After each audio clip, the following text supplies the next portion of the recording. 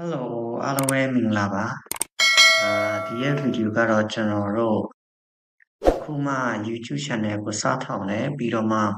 ကျွန်တော် YouTube channel ရဲ့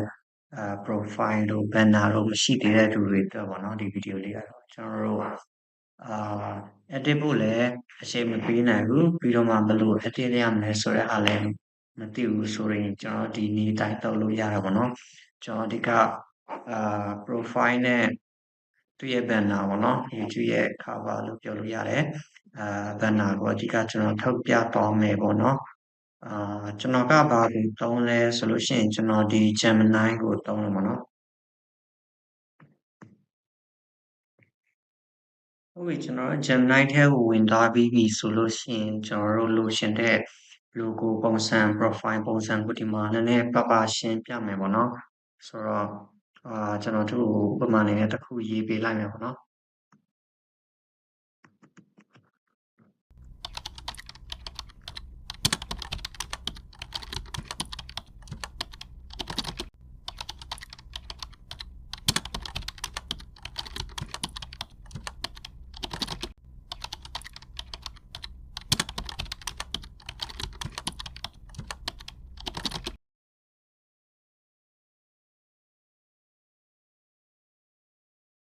ပြီးကြရင်ကျွန်တော်ခဏလောက်စောင့်ပေးလိုက်မယ်ပေါ့နော်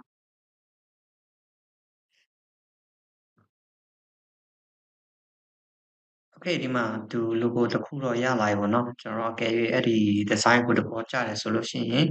ဒီ logo ပဲယူသုံးလို့ရတယ်ကျွန်တော်နောက်ထပ်design ထပ်တောင်းကြည့်မယ်ပေါ့နော်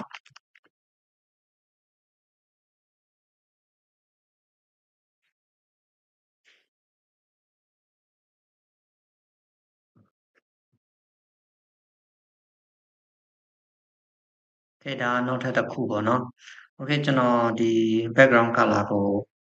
ဖြုတ်ခိုင်းလိုက်မယ်နော်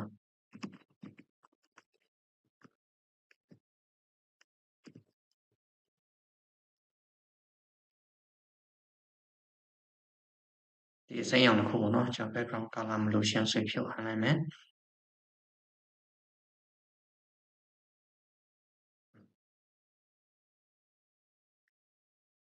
ကဲရပါပြီပေါ့နော်ဒါတော့ကျွန်တော်ရဲ့ logo ရပါပြီကျွန်တော်ဒီပုံစံကိုတော့ကြားတယ်ဆိုလို့ရှိရင်ကျွန်တော်ဒီမှာ download ဆိုတာရှိပေါ့နော်ဒါကို download နေလိုက်လို့ရတယ်ဒါတော့ image download ဖြစ်သွားပြီပေါ့နော်ထပ်ပြီးတော့မှကျွန်တော် banner လောက်ခိုင်းအောင်ပေါ့နော်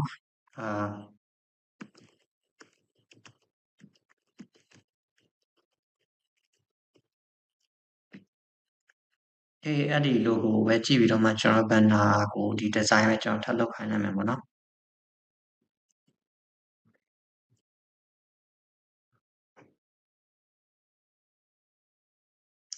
ဒါတော့သူ့ရဲ့ banner ပေါ့နော်ဆိုတော့ကျွန်တော်တို့ဒီ banner နဲ့YouTube ရဲ့ဒီ cover photo နေရာမှာကျွန်တော်တော့ထားလို့ရတာပေါ့နော်သူလောက်ထားတဲ့ပုံစံလည်းအဆင်ပြေတော့ပေါ့နော်အရင်မိုက်တယ်ဆိုတော့ကျွန်တော်တခြား editing တွေပါတွေတော့လုပ်ဆရာမလို့တော့ဘောနော်အဲ့ဒီမှာပဲကို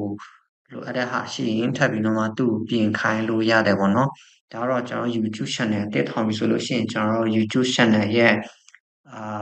profile ပုံလေးဒီ banner ပုံလေးလိုအပ်တယ်ပေါ့နော်အဲ့ဒီခါမှာကျွန်တော်အမြန်နည်းနဲ့ဆိုရင်ဒီ Gemini ထဲကိုတွားပြီးတော့မှတော့လုပ်လို့ရတယ်ပေါ့နော်